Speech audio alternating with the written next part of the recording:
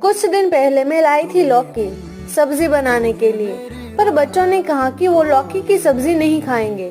तो मैंने क्या किया कि पहले लौकी को ऐसे कद्दूकस कर लिया और बाद में मसाले डाल दिए, जैसे कि आधा चम्मच काली मिर्च पाउडर, नमक, आधा चम्मच जीरा पाउडर, 1/4 चम्मच हल्दी, आधा चम्मच चाट मसाला, 1 बड़ा चम्मच अदरक लहसुन का पेस्ट और 3 बड़े चम्मच बेसन, और ये सब चीजों को मिक्स कर लिया। बाद में एक पैन में 2 चम्मच तेल में वही लौकी का मिक्सचर डालकर पैन में फैला दिया। गैस का फ्लेम कम करके दोनों साइड से इस तरह अच्छे से पका लिया और तैयार हो गया हमारा लौकी का मजेदार नाश्ता।